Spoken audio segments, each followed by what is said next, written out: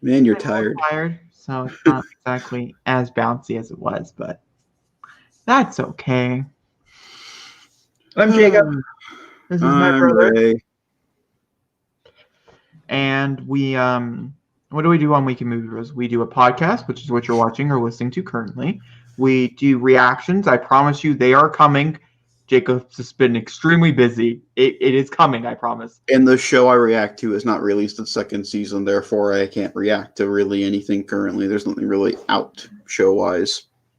And then Commentaries. we do movie commentaries, which we'll talk about in this podcast. So if you're curious about what November looks like, you don't want to go back, even though I highly recommend our Halloween commentary. It was great. But if you don't want to watch that You're movie, welcome.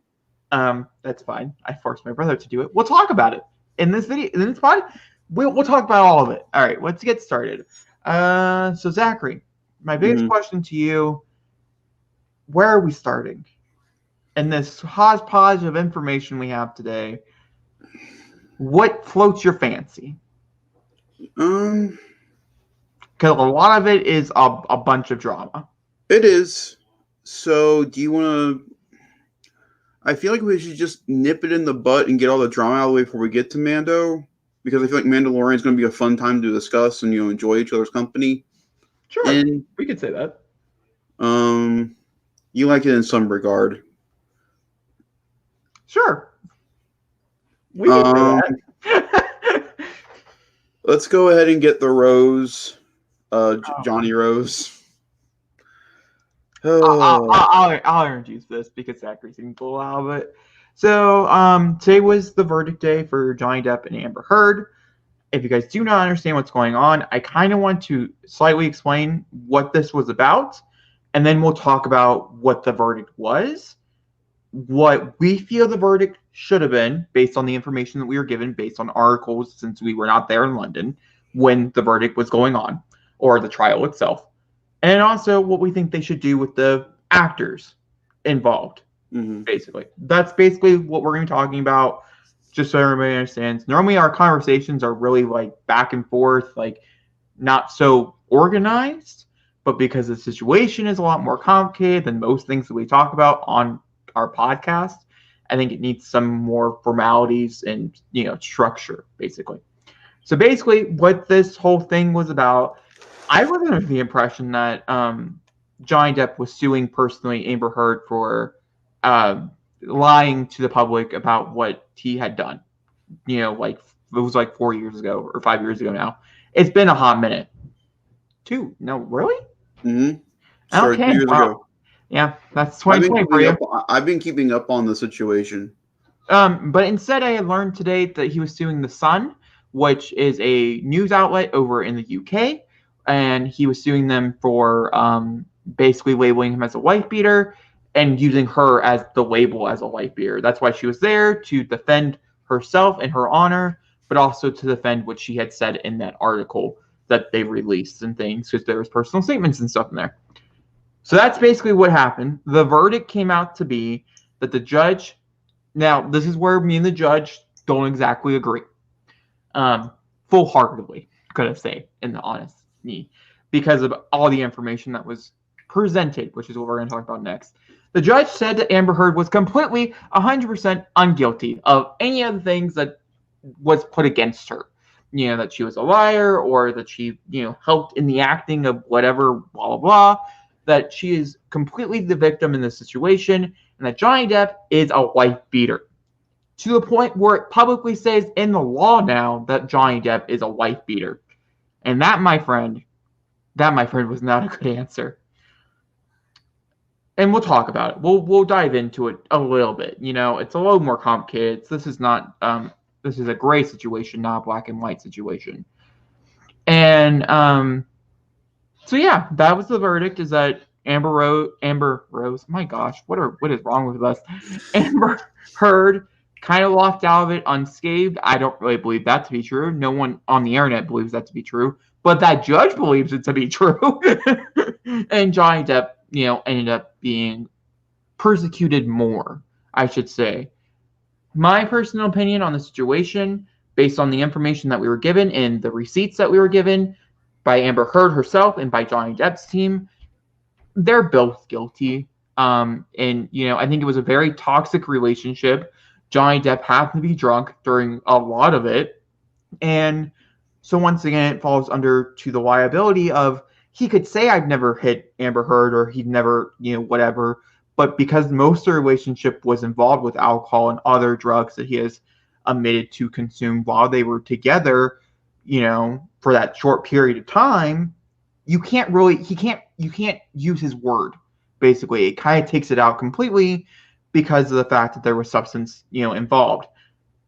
And so that makes the situation even more complicated. But my personal opinion, just based on things that she admitted that she did, that they had proof that she did, that they had proof that he did, they were both very much in the wrong here, and that this should have been the end of it. Whatever the verdict was, they should, say, okay, we did this, I forgive you, we're going to move on, and this is going to be, in the history books of like court cases or whatever, because of how big it is. That's not what's happening, and I really do believe both their careers could be over because of it. If not Amber Heard's, depending on how involved she is going forward with everything, Johnny Depp's definitely, if he does not steer clear of this path, because he's going to become too much of a liability, and he's not going to be able to become an actor, which is really sad because I think in his last two roles, unlike Pirates, it's why horrible performance, really sad performance, truly just tragic. He was doing really good. I really liked him. I was really excited to see where he was going again, and so yeah, that's my opinion. Zachary, now it's your opinion. So I have more information to give. I'm reading the Washington Post article because I want to have more information to fluently get this out. So, like we talked about earlier, there are two cases going on in this Johnny Depp Amber Heard situation. The one in the UK against the Sun, and this was come to Washington from Washington Post. It is unclear whether the ruling will have any effect on Depp's decision to sue Heard for $50 million in a separate defamation case in the United States. So he has another case going on suing Heard for $50 million. That's once again, it's not her. I want to make sure this is suing Heard. No. I want to make sure this is very clear. He is suing an article. He is not suing her. That's the British case. No, that's the American case too. I know, Zachary. I promise you, I thought so too. I'm reading it verbatim. He's suing her. Continue talking. Anyway, it is unclear, and this is where I think Warner Brothers, from a business side, is going to wait till next year to see how this case goes in the United States. If it goes in Johnny's favor, then Fantastic Beasts then Fantastic Beasts 3 is still going on. If it doesn't go in his favor, then Johnny Depp's done. The trial is supposed to be held next year, so we won't hear anything until next year, till 2021. So here's my thoughts and opinions on this. I have been really contemplating it all day. I have been following this case since it started, and how it's been affecting both of their careers.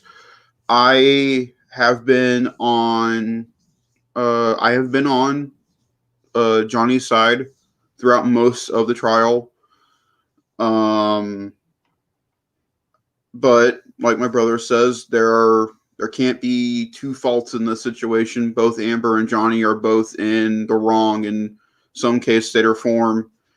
However, this is only the first half of this civil debate between the two of them.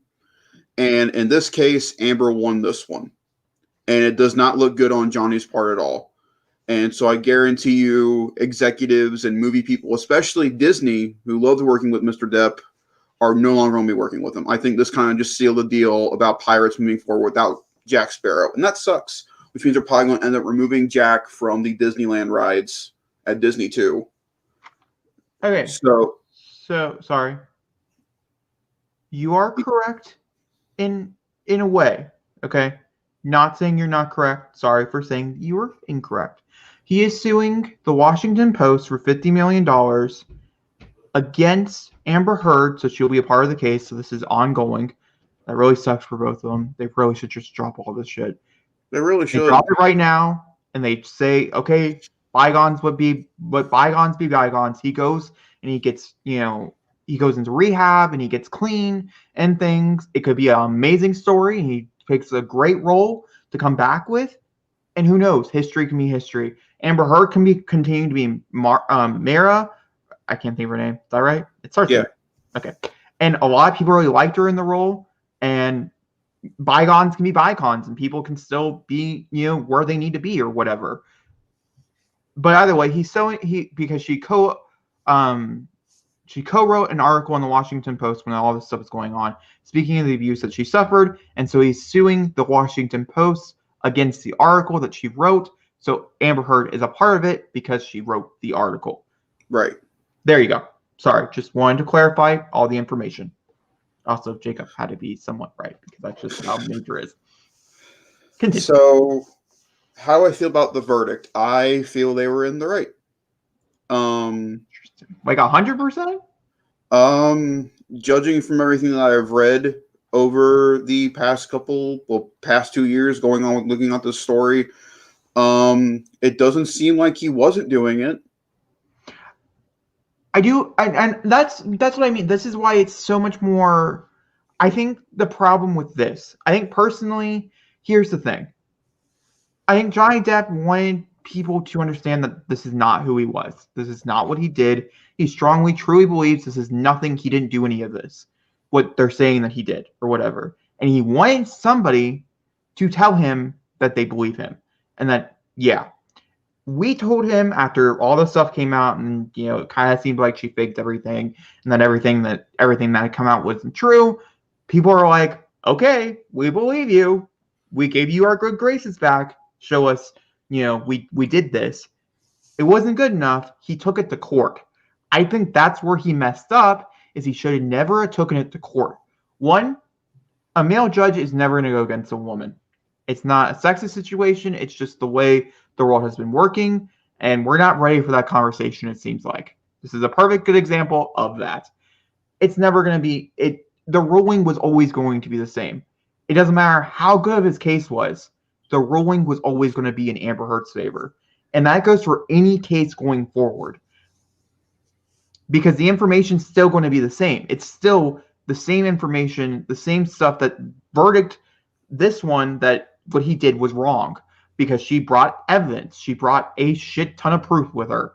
Good for her. And she donated all her divorce money to charity. I mean, she worked this. Really she did. But I think they're both victims in the situation. I agree. The reason I understand the verdict they gave today involving Depp is that, like you said, the proof she had is hard, indefinite proof. There was no other way around it. And also, I'm not going to lie, I understand he has a problem. Very much so, he has a problem. But you can't look at a gun with a bullet missing, with a body in front of you saying, well, I didn't shoot him, when the evidence is there clearly. And so therefore, but I don't think they should declare him a wife beater. I don't think that's fair to him at all. Again, he has problems. But like you said, I think Johnny will come back stronger out of the situation in the long run. I think his acting career is done. I don't know. I think the only route that he could take going forward, if he continues down this, he still has time. They can still pull everything. They don't have to move forward. He can say, you're right. I can't win this. I'm moving on, type of thing. It can still happen. It's in 2021. 2021 could be a better year for him. Who knows? I personally don't. I feel like he rocks down this path. Captain Jack Sparrow is already gone. That's gone. That was taken away today. Now, Warner Brothers does not care. It's been proven time and time again. They're very loyal. And so there's two ways he could walk out of this. He could do the James Gunn thing, which is where you get a whole bunch of people in Hollywood to back you up saying, we believe you. And then which I don't think is going to happen. Which is a mixed bag. It's a mixed bag. He's gotten a few people that were really close to him when he was younger who come out and have Burton's on his side. Yeah, those people he's worked with very closely, but then you could even argue the fact of like, well, you're close to him type of thing. I don't know. It's a sticky situation, but that's how he could land roles by saying, I have all these people who love me. I'm not this person. Second way is he becomes an activist for this. He puts all of his work, all of his money into fighting for this cause by saying I was wrongfully accused. And that's what he's known for the rest of his life, is this one defining moment. I don't think that should be the case, but I don't really know if there's anywhere else to go from it. I don't know. There's still a chance for him to be in Fantastic Beasts and whatever else that he had slated. And going back to what you were talking about with Warner Brothers and stuff, they're already filming, so it would be that both, depending on how the publicity was for it, they'll be in the back front of the movies. Which I personally, Amber Heard, totally different situation. There's a whole bunch of other female characters that they can replace her with, and so if they're solely, looting her out of the story, it happens. Grindelwald, however, not that I think Fantastic Beasts is going to do really well, but I think it would probably make them better if they recast him.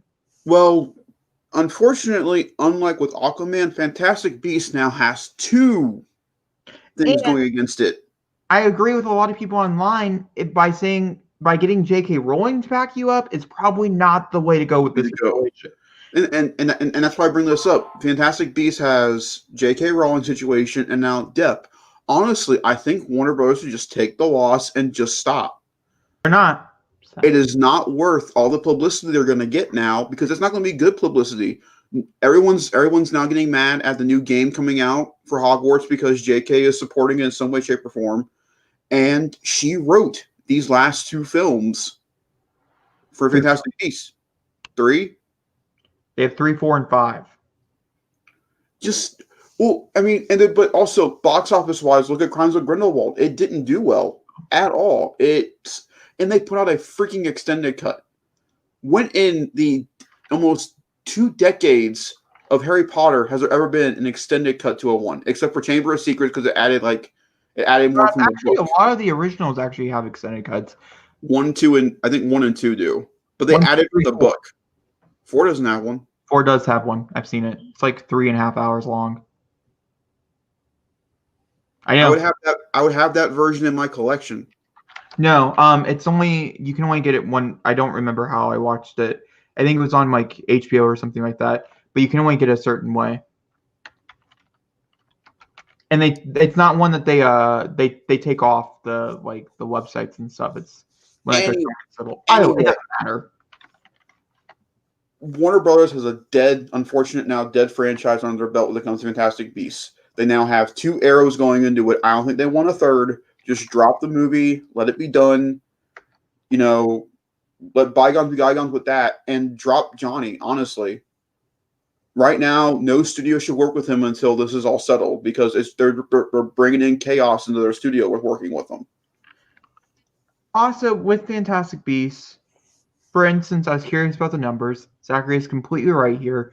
These movies should be billion-dollar movies, without a doubt. That should be the bottom line here, but we're going to go off with the first one. The first one made $814 million, which is great.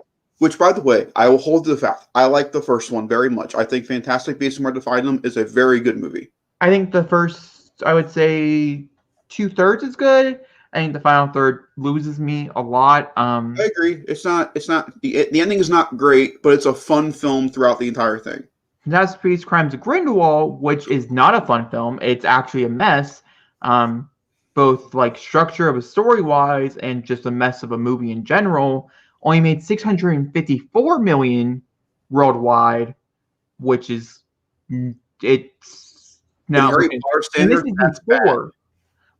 And a lot of that was because of already Harry Potter being such in a rough state, and with J.K. Rowling just throwing it even further under a rough state with this movie and the twist that she decided to do, which make no sense to the lore that she had built.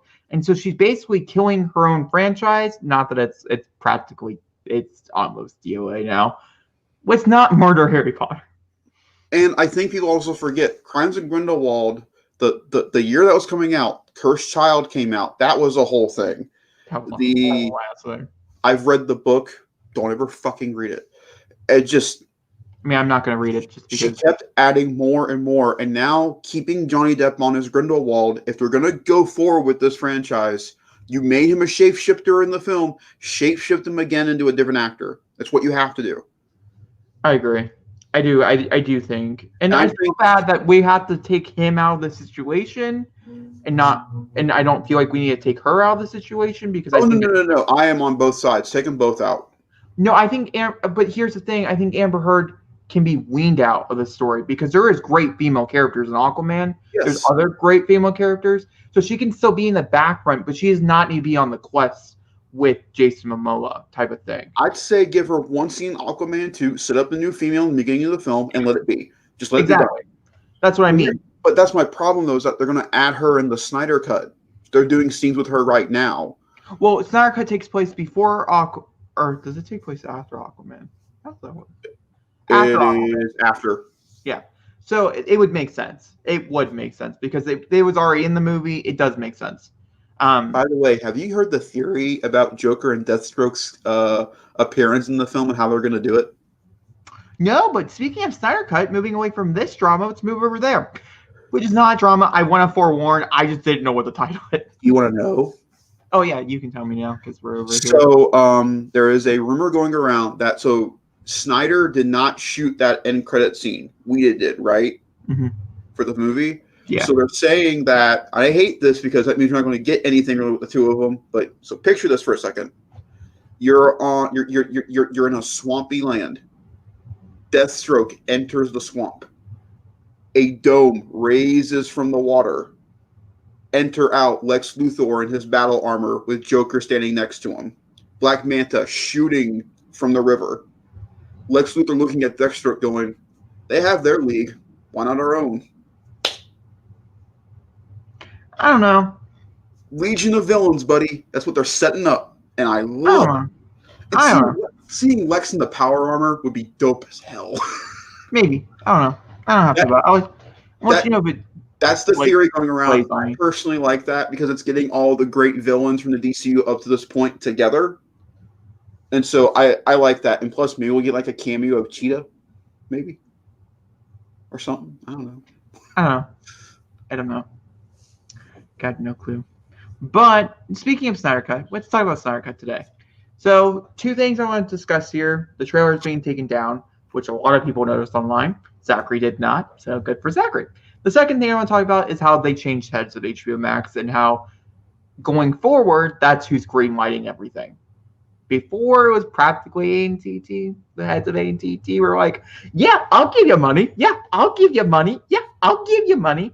That's not how it is anymore. They actually have a person. I should have Googled it. I don't have a name. I will be Googling it so I can get you a name. And the trailer started dropping like flies. Everybody's trailers got flagged for copyright reasons or whatever. HBO pulled them like real fast. And it actually turned out to be simply the song that they chose. Snyder copyright. Snyder and that dumb song. So that's the reason why I got pulled. The trailer itself, perfectly fine now. It's back up. You can watch it. You can love it. You can do whatever. I actually don't know if Hallelujah is actually in the trailer, but like it's still there. It wouldn't shock me if they changed it like epic action drama music, probably. It would be something probably less known, I would say. Less. It did its trick. It did what it needed to. You put it on as shoot the thrill. Where to kill? You guys are gonna go through it all over again. Mm-hmm. I think what boggles my mind about this story is that why did a Warner Brothers trailer get copyrighted? They're usually pretty good about, not letting that happen. Yeah, I'm not entirely sure, but that was it. But a lot of people were really scared that this new person, I still can't figure out the name, because Jason Killer was the original one, and Joe Flynn's not either. I can't find the name. Either way, came in, they were worried that they were axing it or whatever, and that's not the case. That's it. That's all I got to say. But I thought it was really interesting, really, developments and stuff going forward with Warner Brothers because they have other things that we're looking forward to on HBO Max that might not happen now because of said things. I don't have much to say. I really haven't been following any updates except for Joker and Deathstroke when it comes to the Snyder Cut because we are still a ways off from the film actually being put out. And so I'm kind of just going off and just letting it do its thing until we get a proper trailer again. Because what we got at DC Fandom is a sizzle reel of footage. It's not a trailer. To me anyway. And so I am kind of right now with Snyder Cut. We'll see what happens. I'm excited for it though. I'm really excited. I think it's going to be good. But also, I think you also need to remember AT&T is a phone company running a streaming service. There's a reason why HBO Max did not go so strongly when it first debuted. I think Warner Brothers looked at the situation and said, "Okay, we need one of our own inside of there to judge what's going to be going on there." We just have to hope it's somebody who understands what they're handling. Yes, because my biggest issue right now with HBO Max is their cartoon catalog. Their Cartoon Network section sucks. It has none of the classic shows from our heyday, like Ed and Eddie or any of them, because they don't deem them worthy for children. And I'm like, when we were kids, we used to love watching those three dummies bash their heads in the walls and eat and try to get gobsucker or whatever. You know, I like that kind of content. And we haven't heard anything about Looney Tunes season 2, so that worries me a lot. But Warner Brothers did give us a first look at Red Hood for Titan season 3, and he looks good. Yeah. So, you know, I guarantee you the whole DC universe stuff moving forward without a problem. Now, does this give you hope about Swamp Thing at all? Swamp Thing is doing phenomenal on the CW. Like, I mean, it was a fucking hit, and I think it's because I watched the premiere episode. I was curious what they changed, what they cut, and things. It was a lot of smaller scenes I enjoyed, but not really necessary to the overall plot of the TV show. So it was okay. The curse words, it does feel a little weird that they're like freaked and they were they're sound edited over, but you gotta do what you gotta do in the timestamp. But the violence is still all there, and so it's still extremely pretty to watch. And so I think it's fine where it's at. The thing that nervouses me though, it's the same thing with Stargirl. Okay, I always get it wrong. Stargirl going forward, is the budget going to just be diminished with season 2? I don't know. I think HBO. Here's how Stargirl. If you don't know, last year CW and correspondent with DC Universe released Stargirl. So it would release on DC Universe, but then also release on CW. It would go back and forth between the two. I think that HBO Max and Warner Bros. See how the Swamp Thing is doing on CW. They might make it an HBO Max CW situation to where it releases on HBO Max like an episode, and then the day after you can watch it on CW, like the day before and day after. Like if you have HBO Max, you can watch it on there. And if you can watch it on CW. Also with HBO Max, they had talked about it in one of their interviews, or maybe I read it somewhere, I'm not entirely sure. They're cutting down the budget a lot on a lot of their TV shows. So even if it did go over there, I don't really know if it would be in better hands. But you see what I'm saying, going forward. What? You see what I'm saying, though, right? I do get it, and I don't know if they'll ever make another deal like it again. So I think it worked out well. We'll have to wait and see.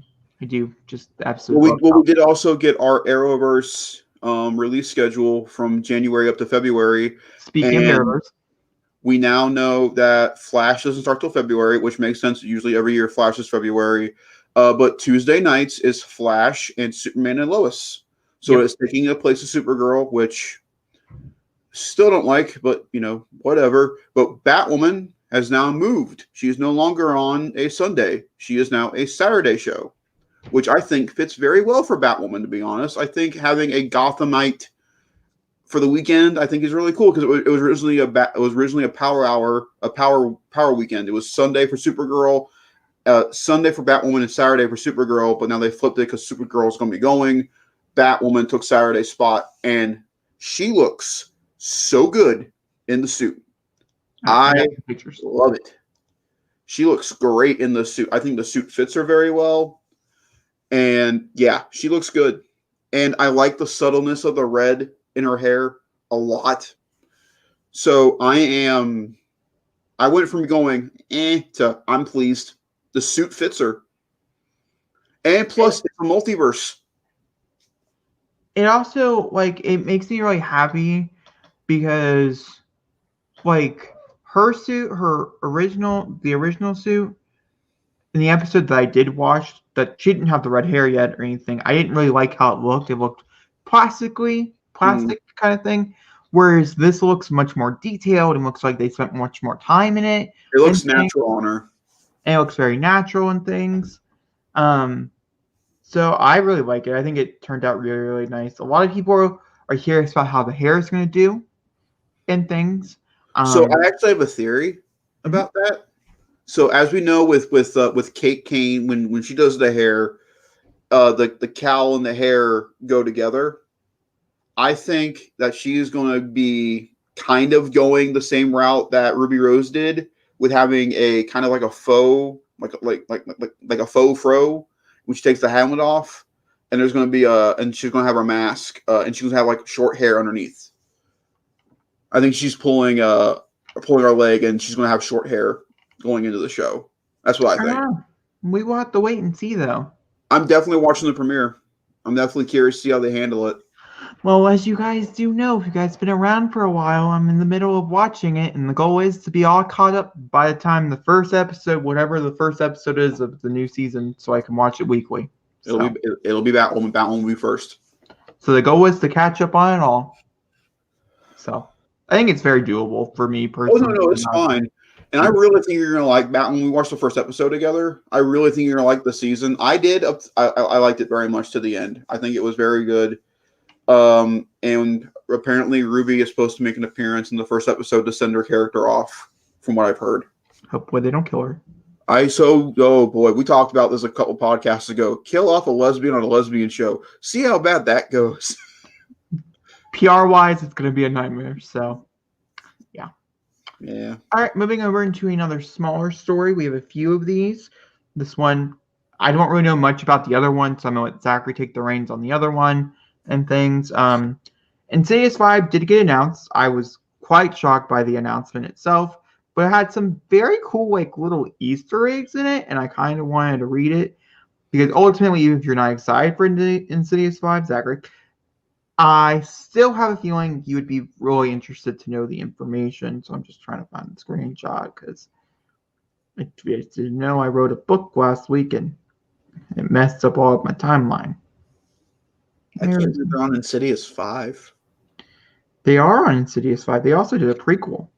I was like, that was the last one I remember hearing about, was the prequel about the older lady. Yep, they did a prequel. All right, so 2 characters are returning. The original boy, who was not in the sequels. I think he was in the second sequel, but he was not in any of the other ones. Rose Byrne has not been confirmed, but to be honest with you, I'm not sure if she's dead or not because I didn't watch most of them. I'd not inverse with Insidious. I watched the first one because James Wan directed it. I watched the second one because I was a little curious and I didn't really enjoy it as much. And then I kind of just fell off the radar. But ultimately, that's fine, right? Patrick Wilson is the big name to come out of here. He originally starred in these. These were a part of his, and he's coming back to them to play a character in them and to also make his directorial debut. See, that's where I'm interested in this movie, is right there with Patrick Wilson directing, because And it'll be set 10 years after the last installment. I like the guy very much. I think Patrick Wilson's a very likable guy. I think he's great in everything I've seen him in so far. And it seems like him and Juan have a very good relationship because Juan basically gave him the series now. Like, he'll be the one taking the reins over. But and I'm sure Juan will be there to try to help him along and stuff. I find it fascinating that Wilson and Juan have 2 separate horror franchises going on at the exact same time. And it feels like one's doing a lot better than the other currently. Over the 2 of them, I think Insidious has a better... No, I'd still say... Did you see Conjuring 3 released a teaser video? I did. I don't really know who was handling advertising over in Warner Brothers and specifically just because I don't really think, They can't handle their advertisements for shit. I don't really know if you should be advertising the movie. I think Universal made the same problem. But like, we don't need to get excited for it because I have a feeling it's not staying where it's at. So, well, no, I think Blumhouse made the same mistake this past week. This past week too. With what? Halloween. Oh, I asked you about it. You said you didn't watch it. That The makes Kills? sense. No, the Kills trailer. Yeah. You said you didn't watch it. I watched it. Oh, I asked you. You said you didn't watch it. When was this? This was a few days ago. Oh no, I love the teaser. Don't get me wrong. It was Halloween. Yeah, I love the teaser. Don't get me wrong. But why are you teasing a film that is literally a year away? Oh, it's because it's Halloween. They're just trying We to. already had a teaser though. A great teaser at that. They had a whole interview and stuff. It was a part of a whole junket that they did. Probably because the film was supposed to come out. Yeah, I mean you can't. That stuff you can't stop. Like we're gonna move over into Suicide Squad, which gave us a few little, not a lot. It gave us jack squat. 2 beautiful covers. Yep, and I'll pull up one of them because I think it's really boy on it. It's really pretty, and I'm a little bit obsessed with a certain character that might not be a human. Shark. Might be a half shark dude. Yep, that might be it. There we go. There he is. Oh, he looks so cute. So it sounds weird, but like you just have to know. So this is what we got from this interview. This is what we got. We now know it's rated R. That got confirmed, which to me is awesome. Mm-hmm. I'm very happy to hear about that. That means when next Explode, we'll see it in glorious fashion. I'm very excited about that. Also, Warner Brothers gave Gunn the entire go to kill whoever he wanted in this movie, which I think is a huge, important thing to remember now going into this film. Huge thing. But that also makes me think, so is this separate from the Air movie now? Because that wasn't the case in Suicide Squad directed by David Ayer. Warner Brothers was very tight-knit on who could survive and who couldn't. Warner Brothers gave him the go on to kill anybody. We know Harley Quinn's not going to die, obviously. But oh my gosh, she did. I couldn't even imagine the outcry. I don't know what the internet would do. I really don't. Say bring King not great. I can promise you it's not great when you kill off a favorite character. Just ask the people who do it. But my favorite thing about this scenario is now we can look at this poster and go, so who's going to make it out of this film and who's not? I think the 2 guaranteed ones are Harley Quinn and the Patriot, John Cena's character. Well, no. Do you want to hear a little rumor? This show's going to cancel? Huh? No. The Patriot is actually a prequel to the Suicide Squad. Okay. So, I wouldn't roll it out. I can tell you who I don't want to die. I know you don't. I show you. I think they'd be wasting an opportunity if they got rid of him. King Shark. I just want since we're on the image, I should talk about him, right? Yeah. I should talk about the love. So King Shark is a weird character for me.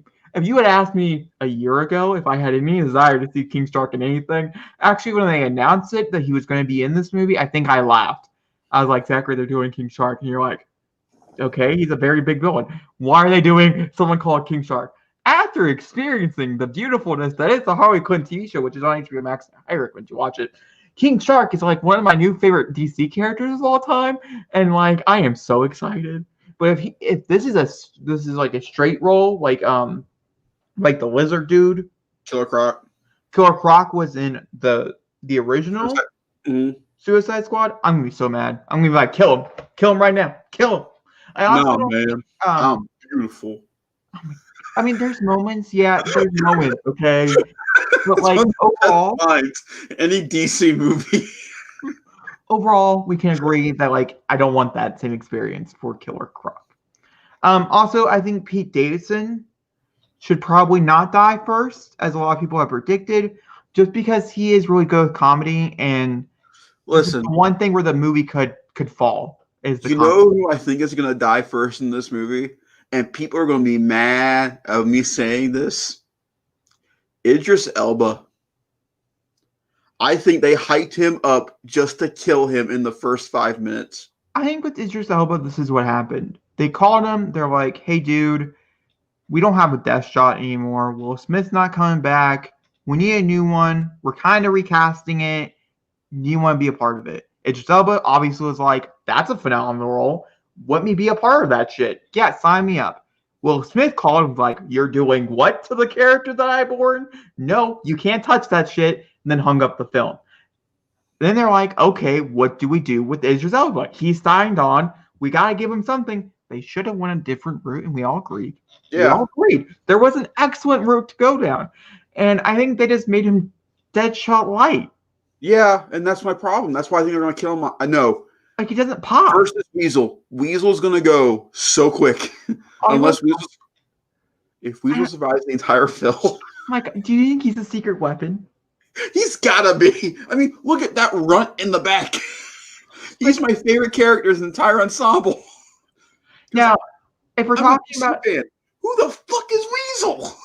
If we're talking about characters that pop off this like poster and stuff, I do want to talk about how Harley Quinn, who is most known for popping off of things, does not pop here, which does make me nervous. And yet, James Gunn said that was his favorite character to work with while shooting was Harley. Which is great, and I'm very excited to see what he does with her. You know, we know how she does with a rated R rating, basically the same with the PG-13 rating, just a few more F-bombs in there.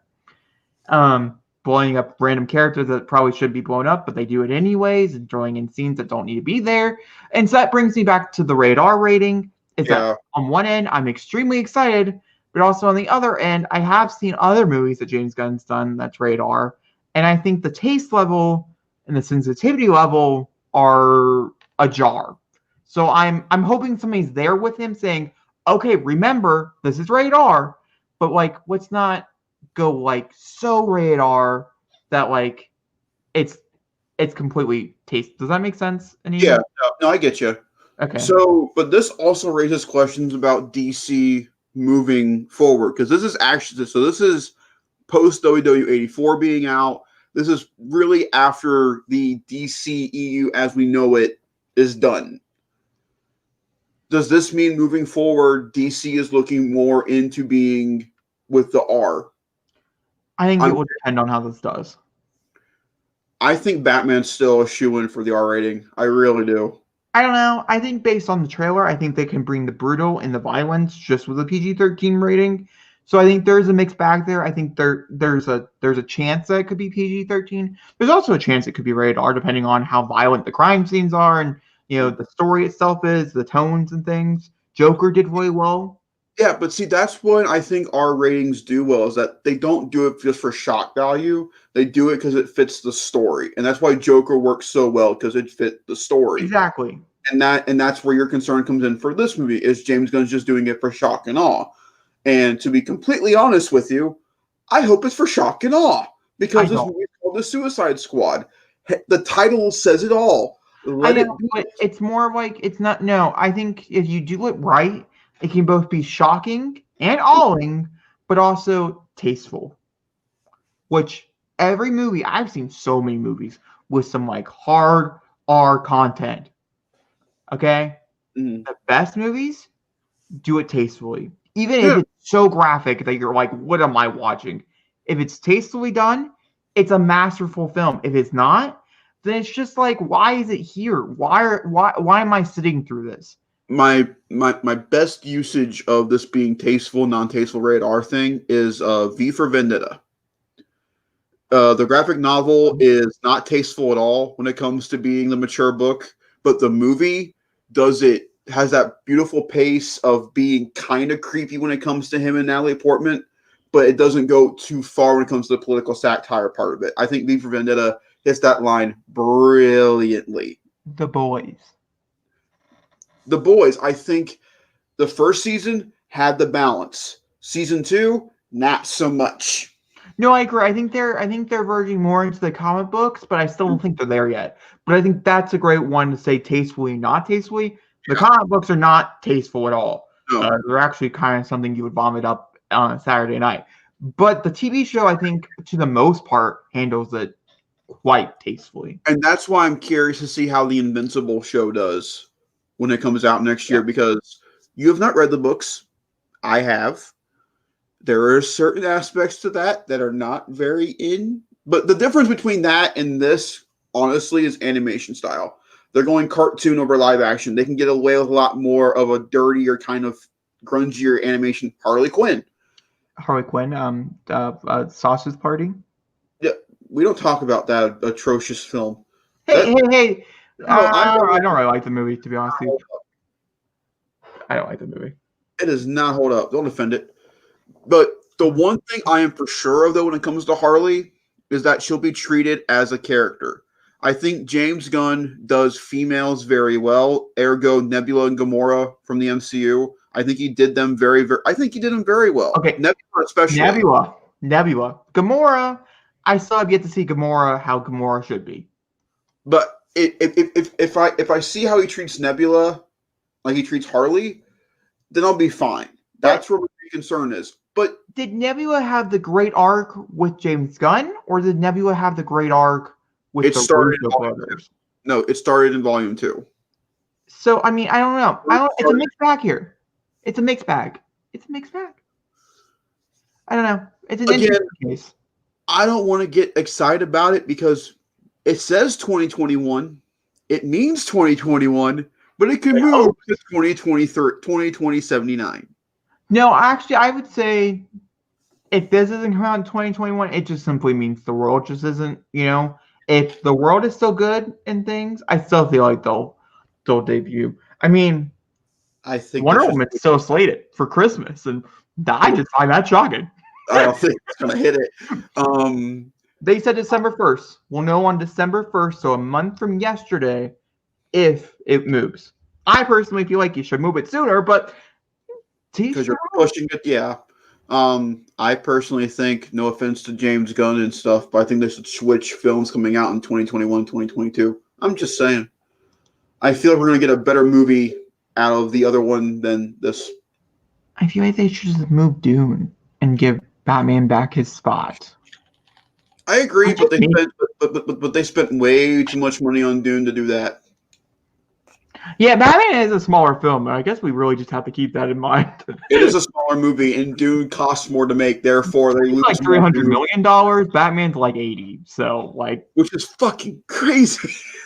But that's anyway, Europe closed. Europe did close. Oh, it's so sad. Europe is currently going through what we think might be the second wave of coronavirus. So if you think you're going in lockdown before Christmas, you might be correct. What a good day. Especially because Thanksgiving is coming up, and it truly does fucking scare me. Because if we're going to lock down, like we're going to lock down, it's going to be on the holidays. For sure. These are the last 2 months of the year, and they're going to be the hardest 2 months of the year. But Europe, I'm coming up this week to see you guys. Yep. Do it soon. Do it now. That's what I'm doing. I'm going out of town this week to see friends because I don't know when I'll see them again. And so I was like, okay, I'm coming. Either way, Europe closed, and specifically here, what we're going to talk about is how there is a ton of movie business closing because of it. A lot of Europe, and I think most theaters, if not all theaters, are now closed across Europe. Or it's November 4th, I think is the last day some of the countries and stuff are open. But they're going to be closed from this point forward. What that means for us stateside, I have a feeling like my theater, Zachary's theater, I don't feel like they're closing. I don't think the reason why they would close. The only reason why is we go into like you can't leave your house lockdown. That's the only obviously reason because you can't leave your house. Other than that, I feel like we'll be fine. So don't worry about yourself if you're middle America and you don't want your theater to close and you don't want to miss your classic movies. But see, this brings up Wonder Woman. Well, yeah, so we're getting there. So what that means is that the bigger cities like Los Angeles and New York City, they're not going to be reopening. Who just announced they were planning on opening again? Well, no, New York City has not. New York was planning on reopening, which is really confusing. I completely agree with a lot of people. But just the central city was not opening theaters. Outside of the city was opening. The state was. It's so confusing because New York City is called New York. Yeah, it doesn't matter. Don't get used to it because I don't think they're going to be opening. And so that probably means any 10-point films, except for Fox, I don't see Disney moving them, are going to be sacrificed are going to be moving. I also don't see any Universal pictures moving, so that includes a new one coming out this weekend about no, Freaky comes out in 2 weeks. Getting there. So then, or Freaky, no, next weekend is Freaky, which I really hope I get. I don't think I'm going to, but I hope I do. I'm there Friday the 13th. We could technically go and see Freaky before I go home. If it's there, it's a date. Well, it's a bro thing. We'll go to the movie. Bro going see movie experience. Exactly. If it's not, I can't do shit about it. That was really funny. You really try to bat around what you said. So, and then also I'd say the cruise will probably open on time as well. I don't see any of that shit moving because it's a 17-day window, which means they're going straight to POV in 17 days. They're not really harming their business. I really don't mind waiting until the cruise comes out on PVOV, to be honest. I think the cruise too looks phenomenal. I've also been to the movies a lot, so I've seen the trailer a lot. So. No, I agree. Cruise looks good, but Cruise is not the kind of film we'll go, that's what I want to go see in theaters for. Freaky, I think, would be a fun time. And right now, I'm planning on going seeing the I-Man or something, whatever it's called. I don't know. It's a new horror film. And then Come Alone or Come Play or something. Yeah, I'm seeing some pretty niche shit because it's new. I was so tempted to see Robert De Niro's family chick movie. I didn't do it. Yet you haven't watched The Witches. No, I haven't watched The Witches. Okay, have you? I'm watching it tonight. He said that last night. Just want to put that out there. I couldn't watch it last night. We watched fucking Hereditary. That was 2 nights ago, Zachary. So you could have watched it. That long? Yeah, 2 days. Mom's here, so I'm going to move you over to Assassin's Creed so you can talk about it. Hi. Hi. So Netflix and Ubisoft announced that they are planning on doing a limited Assassin's Creed series. We don't know anything else about it, but if it's anything like the film that got released, then take your hidden blades now and just stab it. I don't know. Hi. We watched Hereditary. It was a thing. I brought this up, but there's not much to talk about. We just know it's coming. Earthrise, Transformers, all you War of Cybertron Siege fans, we get our new season, I think, at the end of the year this year. So, new commentary. How are you? Well, that's good. Short show tonight. I don't do well when I'm on my own. I love that movie.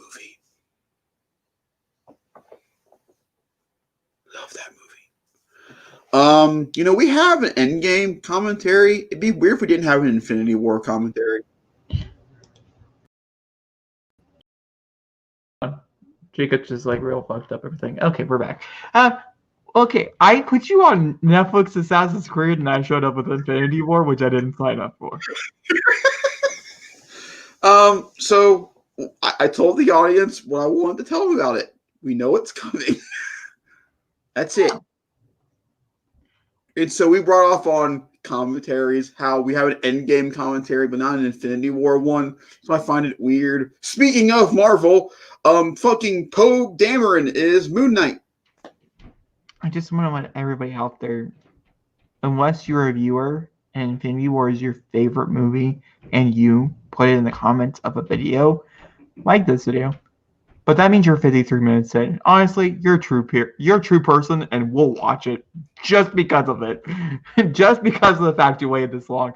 That's the only way you're getting me to watch that as a commentary. It does not deserve it. It does too. It truly doesn't, because I find it boring now. I want to get to the fun stuff. The fun stuff doesn't happen until Endgame. The moral of the story. And my favorite characters are not in the movie. And that's also the moral of the story. Interesting. Yes, I don't think it holds up after all. I'm just kidding. Like I said, 2-parter. If we did a marathon, which we already did in game, so we're not doing it. If we did a marathon, it's a different story. There's a thing. I feel about Deathly Hallows. I don't really watch Harry Potter anymore, So I think we should. I personally don't know how comfortable I would be watching it. Even though I really, in my mind, put Emma Watson as the person who created Harry Potter, so maybe I'll be okay. I don't know. It's a mixed bag here. She didn't write them, so it does make me feel a little more comfortable, and she was just an executive at the time, which means it's a, I don't know. It's a tough bag, okay? We'll talk about it. It's a conversation for off camera. Moving back to Moon Knight, which is a whole heap of, oh my god, this was a mess. What are you talking about? Everybody loves this casting. Okay, here's the thing. I love this casting too, but I don't really know if I should love this casting. What are you talking about? Do you want me to explain it? Do you want me to get into it? Do you want us to have this conversation? Yes, please. You're Like the only person who's being skeptical about it. Who loves it? I actually, I don't know. If you look up the hardcore fan base, which is small, so they have that going for it. It's a mixed bag here. It's a mixed bag.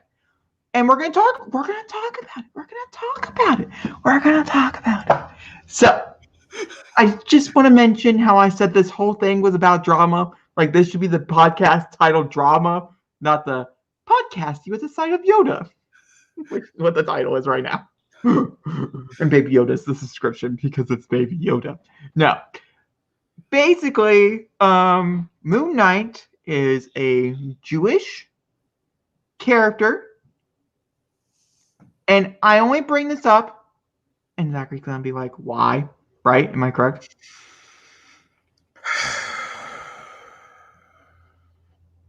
He's giving me no answer, so I'm going to continue to talk. And the only reason why I bring it up, okay, and there is only one, because I think it's necessary, is because of how popular he is as a Jewish character. And there isn't that many out there. So let me get this straight. People are mad because his nose is not big. That's really racist. No, I'm so... Oh my... I'm so over all this. Oh my gosh. Should we hold off on it? I think no. I want to do this. I don't know if I do. It's not at you. I want to talk openly about this. This is ridiculous. Not because of this, because it's constantly the same thing. Every single fucking time now, someone gets cast in something. It can't just be he's a great actor or she's a great actress, therefore she can do the role. I know. Last podcast, I was giving Anya Taylor-Joy a great actress shit because she got cast in Charlize Theron's role. I get it. I'm part of the group. But that shouldn't be a thing. It really shouldn't. You should be able to just look at the guy and go, wow, they got Oscar Isaac. Oscar Isaac, ladies and gentlemen, to play Moon Knight, a man who can do a dual-sided personality very well. And guess what? There are constant people out there who play Jewish characters who are not Jewish or Druish. Spaceball reference. I'm just going to counter. That's okay. Is that okay? Yeah, no, that's fine. Are you sure? Yeah. I don't really know if I should. No, you're fine. I'm debating it in my brain right now if I should counter, but a part of me truly feels like I should. So, it's an opinion. You're allowed to have it. That's mine. What is yours? I think there are plenty of Jewish actors out there that are as talented as Oscar Isaac, who has, and okay, this is where I'm going to come at, okay? This is where I'm going to come at. There's plenty of Jewish actors out there who are just as talented as Oscar Isaac, who has not gotten the same chances as Oscar Isaac, and Oscar Isaac has had plenty of chances in Hollywood. We can all agree with that. I think we all can officially shake hands on that one, right? Right? I mean, he was in Star Wars, now he's in Dune, and he's in so many other, he's working. It's not like he's not working, you know? And so, how hard is it to cast an actual Jewish actor? But hold on, there's been more development since Moon Knight was announced because it has to be more development because there was a lot of people online who were kind of mad about it. And that's just because of how big the Jewish character is in the Jewish community. And that's the only reason why it caused so much traction. Hold on. So now Moon Knight books and never realized that Moon Knight was Jewish. Well, then you just didn't pay attention. It's okay. That's all good. It's all good. We'll shake hands. Basically, what they're doing is the new thing here is based on the casting that they've been announcing and the people are writing it, that type of thing. I think the angle of him being Jewish is getting taken out completely. So that takes out this whole worry. And then, because everybody had the counter argument, I don't really agree with this one. So, we're kind of on the same page here. Is that he is from an Egyptian god. So, should he be Egyptian? I don't think so. I don't think it matters.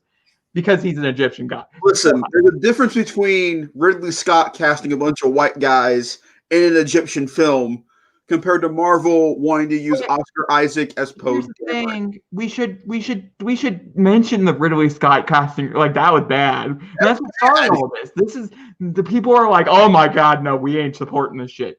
So we wouldn't support that, but just because we love Oscar Isaac, which we do, we do. But again, I also have to bring this in. If you were a comics nerd, like I am, like you are, you would know the side of Moon Knight that is Egyptian, that is Egyptian, is not the actual person. Which is why I think it's okay.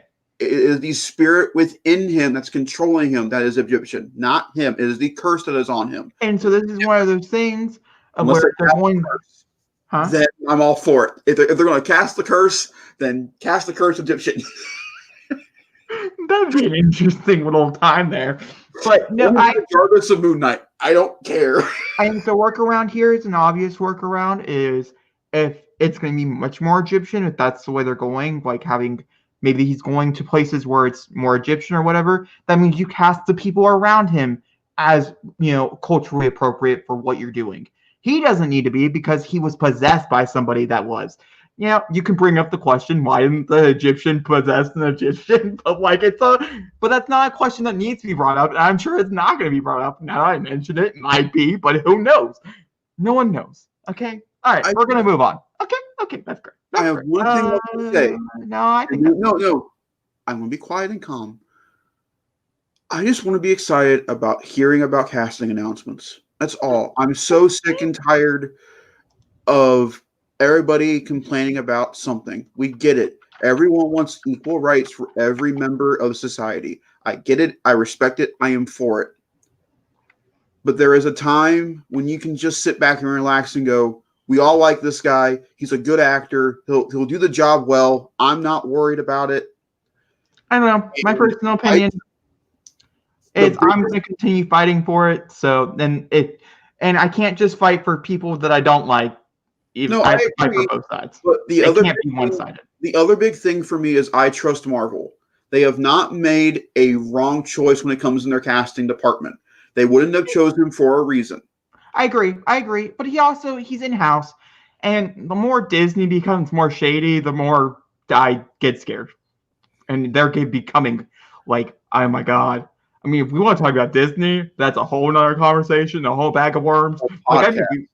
We would literally just be sitting here for 2 hours talking about the shit that Disney's doing. But it's fascinating to talk about. Oh my God, it's I highly recommend you look it up. We just don't have the time. I think we should do a full podcast about the shadiness that is Walt Disney Studios. But the problem with this, when we start diving into it, it makes me uncomfortable a little supporting it as much as we support it. Because, should we be supporting this? And a part of me is just brings up the Johnny Depp Amber Heard situation. Can you put aside the personal stuff going on with them and just enjoy the content they put out? It can be the same stuff for Disney. You can. I don't think that's the case. Crazy. No, I think it is. I personally do not account Pixar with Disney. Pixar has its own problems, but I don't count Pixar with them. But I seriously do not account Marvel Studios with Disney. The Disney Kingdom does not show up in front of every Marvel film. It is its own studio. Therefore, I don't. No. I believe, I do agree with Zachary. I talked about it before. I enjoy Amber Heard's acting. Not a lot of people do. I enjoy certain works of hers. I think she is now a great actress across the board, and I will never say that. I liked her as Mira. So if she's going to be Mira in Aquaman 2, I'm not going to be disappointed when she's in the movie, basically, is what I'm saying. And it's never stopped me from going back and rewatching an Amber Heard movie that I really liked. But it's the same thing with Johnny Depp. I still like Johnny Depp, and I think he is a phenomenal actress. And he was so fucking hot when he was younger. my God, we'll talk about Nightmare on Elm Street, but I just missed something, and I found it, and it was great. Either way, not important, I guess. And so I do agree with being able to separate the work from the artist. I do not agree with separating the studio from the artist, because a studio is not one person. But I have not heard a single shady thing come out of Marvel. It's hard. No, Kevin Feige's pretty great. Yeah. Yeah, he's pretty great. Yeah. So therefore, I trust everything he touches at this point. He can't really that comes out of him. He can't move Marvel away from Disney. So that's He could if he wanted to. At this point, he really could. Into it, he has theme parks, he has merchandise, his name is everywhere. But like he just Marvel. Ever since Stan Lee died, he is Marvel. He controls what they do. So I just want to talk about before we jump into this, and I do want to mention we're doing non-spoiler. There's no non-spoiler here. We're talking spoilers straight through. This is second season, guys. Mandalorian. That's what we're moving into. We gave you guys plenty of time to watch it between when they came out to today. We gave you plenty of time to do it. I just want to talk about Baby Yoda, so I'm going to pull up a picture of Baby Yoda. Jacob, that's not Baby Yoda. There's Baby Yoda right there. He's so adorable.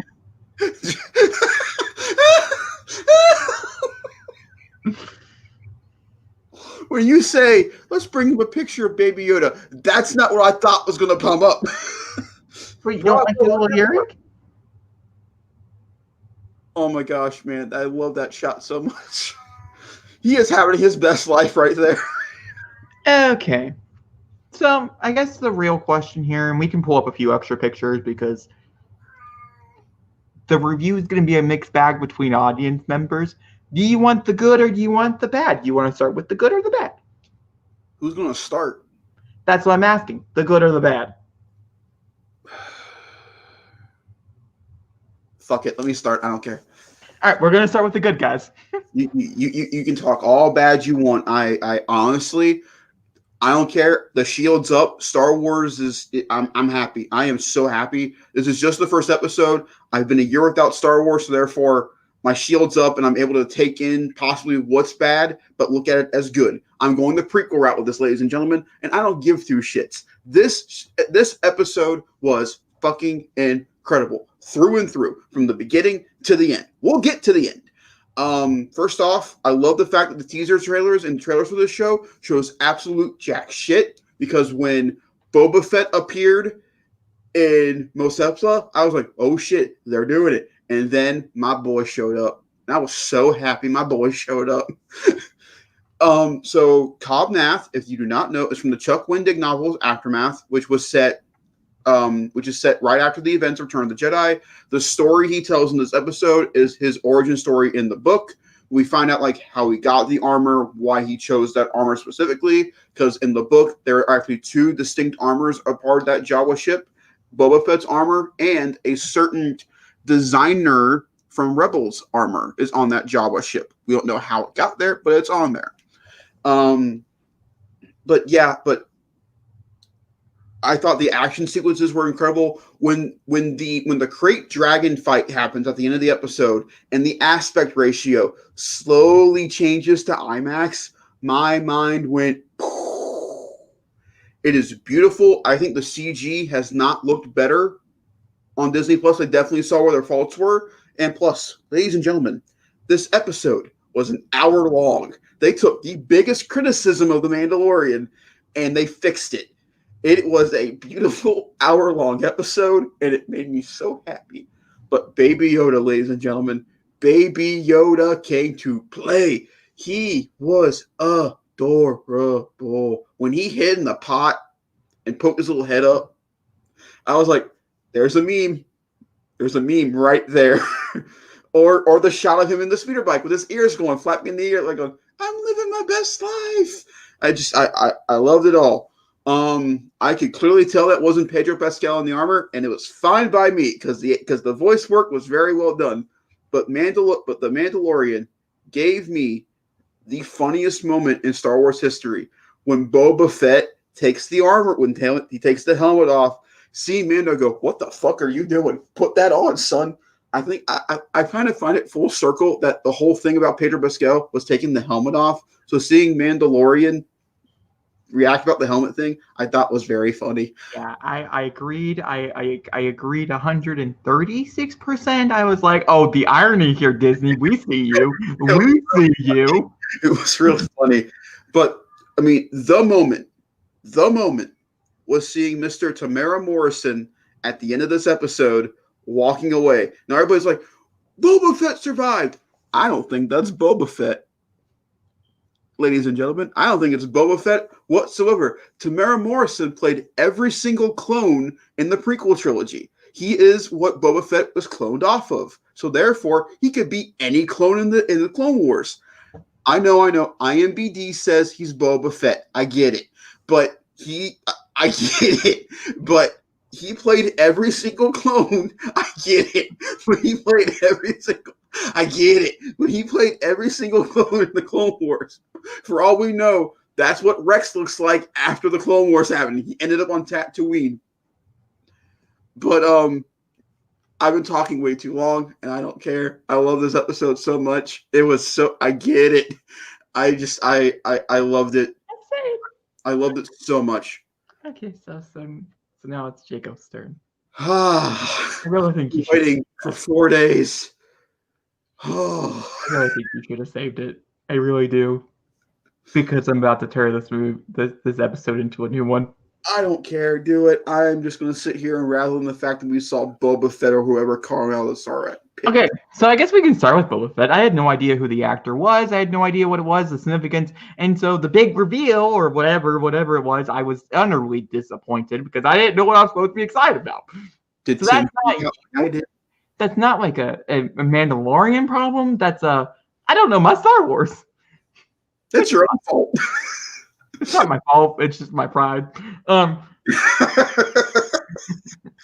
You also haven't seen the film where that happened yet, so I don't blame you entirely because it happened to Return of the Jedi. Every film of Star Wars, I just don't remember every film as we have talked about here hilariously. Fucking shocking. Oh, Yoda. So I like the directing, so Jon Favreau's still fine here, but I had some major critiques. I want to mention two things before we go into this episode, before I tear out a new one, because I'm going to be a little rough with it. Okay, because I was really excited to watch it. It wasn't like I went into this thinking this is going to be horrible. No, I was anticipating. I was like, ooh, more Mandalorian. I really liked it by the end. I had no idea what was going on, but I was sure as fuck enjoying it. And so I was hoping to enjoy this one as much. I want to mention my work day today was extremely long. I worked for 8.5 hours. I came home. I was really tired. I got really comfortable on the couch. I slept through some parts of this, which we'll get to. And I'm not entirely sure why. Because most things, even if I'm really tired, will keep me awake. And so I think this is a mixed bag here. I think it's a mixture of I wasn't really vibing with what I was given, and so I was being more tired that way. Also, I think the pace here was horrible. Personal opinion. But I also have to say they did applaud me with being more adventure-like, as I really did feel like we went on an adventure with this episode, which I can't say I felt that with the first 8 episodes, which is what they were telling us that's what we were going to do. I also liked seeing Timothy Olyphant. Even if I knew he was there, I was so happy he was there. He's so good. but there is a but here. I think every line delivered, I enjoy. From every character. There was not a single character in here that I didn't feel like was stunted or scented is the word. I didn't like any of them. And that includes the acting outside of it. I think there's moments with Timothy Olyphant where I was like, ooh, there you are. I see you. You're there. But why are you not here the whole time? Why are you only here like bits and bops? But my biggest complaint here is Pedro Pascal. Because he's being such a big deal with how is this show going to continue, based on all the stuff that we've heard and the things that have been worked around, I guess. I don't really know if he's necessary because I really didn't like him in this episode. It could change. This is the first episode of season 2. Time. Huh? He was one noted. He was very static. It sounded like his voice did not want to be here. His voiceover didn't seem natural at all. Yeah. So I didn't really like it. I didn't enjoy it. I thought the visual effects with the Crate dragon. The sandworm? Crate dragon. It's a sandworm. Crate dragon. Poor Dune. Crate dragon. Poor Dune. Crate dragon. Star Wars did it first. I can Google when Crate Dragon was born. Dune, the film Dune, came out in 1978. We're not talking about the film here, Zachary. We're talking about the book. No. Yeah. No. I'm going straight. Yeah. Yeah, it doesn't matter. It doesn't matter. It doesn't matter. I thought it looked fine, even though I did sleep through most of part of the action sequence. But I thought it looked fine. I thought it looked enjoyable. I was curious. Now I had to the droids in the beginning of the episode where we go down, we meet the girl who's from the first season, who I did not like at all. I loved seeing her back. That was awesome. Did not enjoy her at all. After the finale of him letting the droids work on the ship, I thought that was a nice nod. No, it was a nice nod. I didn't like the animation on the droids. I thought they looked very fake. So I was disappointed with that. All the animation for the first season, all the VFX and stuff were so crisp, crisp and things. I don't think the pop-up droids looked that good in the first season either. It's been a long time, not gonna lie. This was not a season we went back and rewatched right before, like we did with the boys. And yeah, no, did not care that much. Sorry, Baby Yoda's cute, but I see him on Twitter every day, so I'm cool. And so overall, I did not really like it. The action sequence that I did sleep through, for anybody who was curious, because that's what I saw through. Jacob saw all the story aspects. I know everything. I can tell you from front to back. That's what that word is. Was the final one. I missed lots of aspects, like the aspect ratio that you're talking about. That was so cool. Yeah, didn't even know it.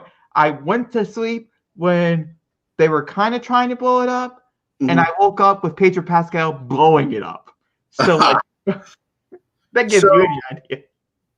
The reason this episode felt so Adventure Quest-like, because, ladies and gentlemen, if you are a Knights of the Old Republic fan, like I am, the adventure they went on is a quest you get from the Tusken Raiders to go kill a crate dragon and get the pearl they get out of the stomach. That is a quest. Oh, okay. So that was also something else that we were all really confused about. Why the fuck what is that pearl? What does that pearl do? I want to know about that pearl, but we're not going to know about that pearl because we're driving the opposite direction. I don't know. So personally, I found out a fact about the Tusken Raiders. They brought in a deaf person to teach someone sign language to do the signing for the Tusken Raiders. So an actual Tusken Raider in the show is a deaf person doing actual sign language, and the guy who plays the body double for Mandalorian learned sign language to do that with the Tuskens. Zachary, I do have a question for you. What would you rate this? Out of 10? Don't ask me right now, because it's going to be a very involuntary answer. Involuntary it? 10. That's what I thought. No, I can be serious now. I got my stuff out of the way. It's an 8. Okay. Pedro's performance, like you said, very one-noted. I agree with you on the Boba Fett thing, or Tamara at the end. If you're not a hardcore Star Wars fan, you have no idea what the fuck that is. So therefore, you don't know how to get invested in that great end credit scene, because it's a great end credit scene if you're a Star Wars fan. If you're it's not it's just a great ending scene. End credit scene is at the very end of the credits, so this is just a great ending to the episode. Quick little tease at the end. But to a casual fan, you're like, who the fuck is this bald guy, and why do I care that much? Because you don't. I mean, I didn't care. I did care about him. Also, this is something I've noticed, and I think it's only because I'm well aware it's a puppet now. The first season, when we first met him, we weren't sure if it was a puppet. He looked like a lot of puppet, but we weren't entirely sure. He looks a lot faker. Does that make sense? I don't think so. He's not as real to me anymore. He looks plastic to me. I don't think so. That's my own personal opinion. He's still the cutest thing to ever walk this earth, and I'm never going to take that away from him because he doesn't deserve to get that taken away from him. I'm just saying this season, huh? Does he look older to you? His ears look longer. And Mom noticed that he has teeth now. He teeth while we were gone. He has little teeth. Look at his little face. He's so happy. Look at him. He's so cute. I love that when he's like, stay with the speeder bike, like, nah, man, I want to see what you're doing. Moral of the story, Baby Yoda is still fucking adorable. And still a highlight of The Mandalorian. And so I'm really nervous because I have a feeling next week's episode, he might not be in it. And that's just a little scary. But Okay. So, theory for next week. I didn't rate it. Oh, rate, please. Are you curious what my number would be? I'm guessing between a 2 and a 5. It's a 6. It's solid. Okay. So I did like the length, though. I gotta give it to it. I really enjoyed the fact that it was an hour long. I really do hope this is not just like a special. It's the premiere. Let's make it an hour type of thing. Now, let me ask you a question real quick. Due to the fact that you are tired, sure, and you had a long day, sure, would you? Yes, we're gonna watch it again when you're here. Watch it again and see if that changes at all how you feel about the episode. Yes, and I'll tell you guys next week on our podcast that we'll do together because he'll be here, which we'll talk about in a little bit. I'll tell you how I feel. If it changed, it might not change. It might feel the same way. I'm not the biggest Western fan, as Red Dead Redemption is like one of my favorite games of all time. So don't ask me how that makes sense, but it's just the truth. My theory for Friday is that that's the last time we're going to see Tamara. I don't think we're going to see him again until I think episode 4, by the midway. I think you're going to set this up because if you guys looked at him in a certain angle, it looks like the guy that came and got what's her face from season 1. So I'm guessing whoever this is has her in some way, shape, or form. I think we're going to see her again sometime in this episode and sometime in this season. I think we're going to see Ahsoka Friday. I really do.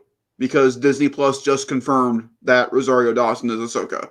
They waited till the premiere of the season, but they just confirmed that Rosario Dawson is playing Ahsoka Tano. And so I think it'd be really weird of them to do that and then not her show up on Friday. Now, I could be wrong. Well, what? Now, to be honest with you, we can't really trust IMDb because they don't have the direct, numbers and stuff. But still, I mean, I think he is Boba Fett, but that's my point. I'm talking about, like, I clicked on the next episode to see if they have, like, could we get a teaser? Could I tell you? Could I try to vibe you with a situation here? And this is what they say supposedly could be the cast for next week's episode. We'll have Pedro Pascal, which means more Baby Yoda, which I'm not complaining about. No one's complaining. Sasha Banks should make her appearance. Gina Carano. She's a motherfucker. You know what I'm talking about. Gina Carano. Thank you. Carl Weathers. Huh? Carl Weathers. Yes, and Sam Edgar. Esposito. Thank you. Should all be in the next episode. So Sasha Banks, I think, is playing. I mean, there's been a lot of debate and stuff about it. I think she's. Oh crap! Oh, Sabine. I think she's playing Sabine from Rebels. I think she is watching over the Mando to see what he's going to do because she's a Mandalorian as well. She's interested in that Darksaber because the last person who possessed the Darksaber was her mother. So that's what I think is going to be going on with that, which means Ahsoka is not that far behind. That's what I think. Because the last time we see Sabine and Ahsoka together is them going after Ezra and Thrawn at the end of Rebels.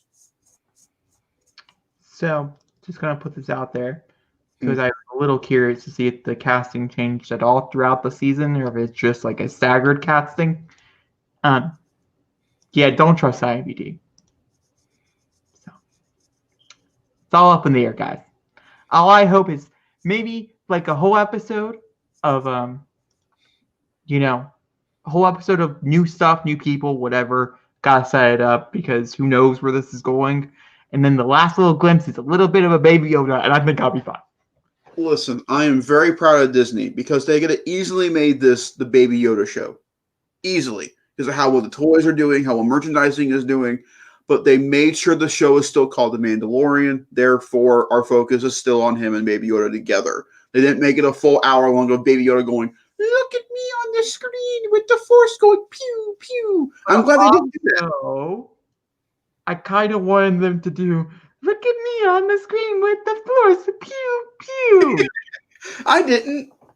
Well, that's great. That's because you care about what's going on. I like Baby Yoda, and I'm excited to see Ahsoka.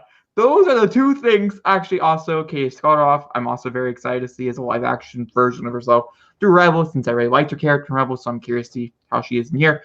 But those are the things that are like driving me forward for these 8 episodes. Ahsoka, who might show up in the last shot, there is that chance, and I don't really know how I feel about that, so let's not talk about it. And then Baby Yoda, who could be in 4 of these episodes, which I also don't want to talk about, but still a possibility.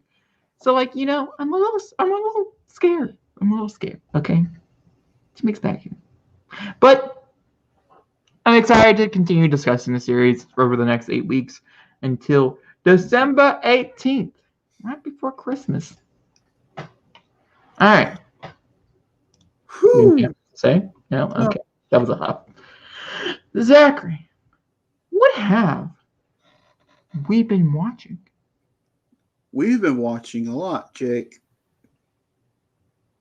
That was a weird. Do you want to go first, or I can go first. That's fine. you go I got first? some stuff to run. I really don't have a lot to run through, as I wrote 40,000 words, 30,000 words last week, so like that takes up like a lot of one time. But I did see 3 movies in theaters, and Zachary's like, "What? You wrote 30,000 words and still had time?" Yeah, I don't know. Don't ask. It's all a blur. So I saw Monsters Inc.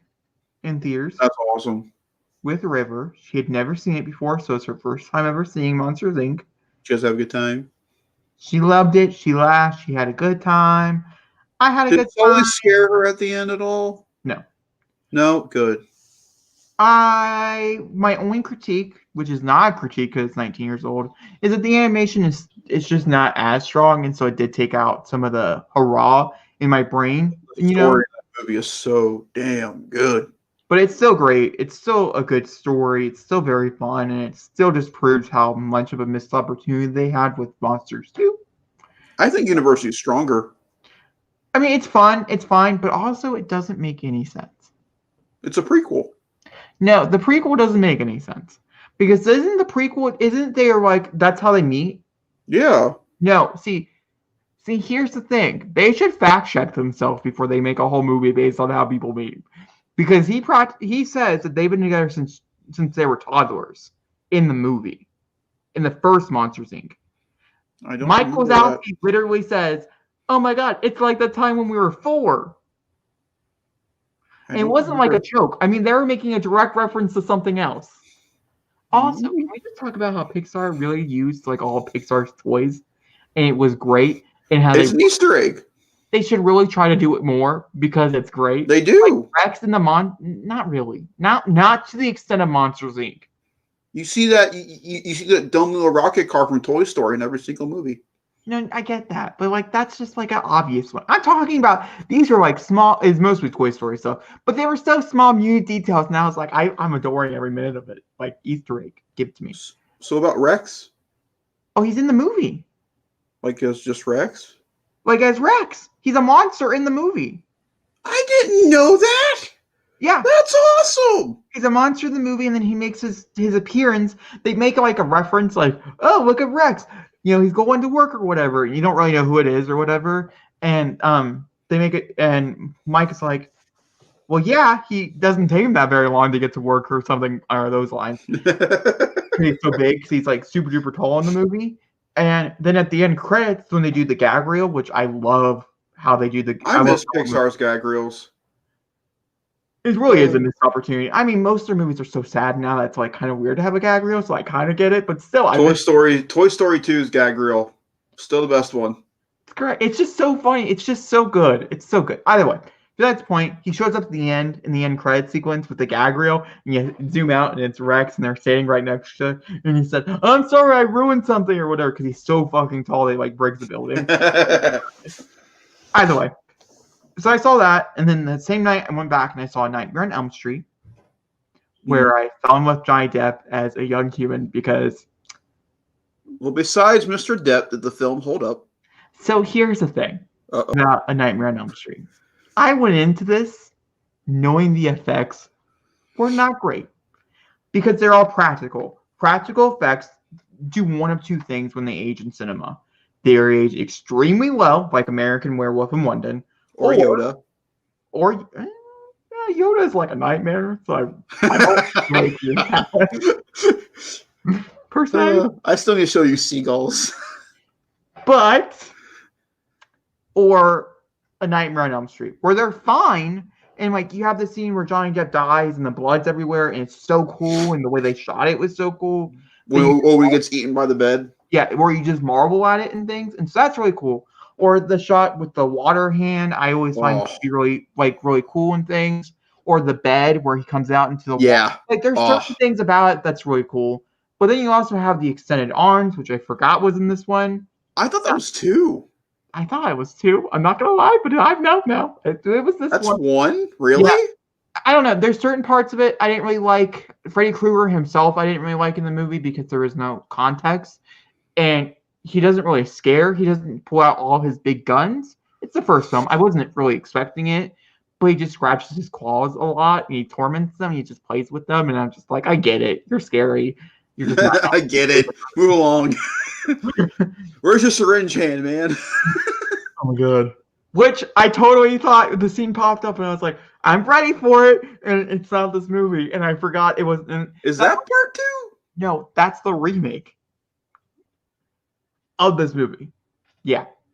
Which, in my head, because I have seen the remake more recently than I have seen this one, there's a lot of scenes I was like, wait a minute. Now I get the remake. It's been so long since I've seen both. And I'm watching both in my head right now. It's weird. And then also, the acting in it was fine. It wasn't great. It's an 80s movie. It's an 80s movie.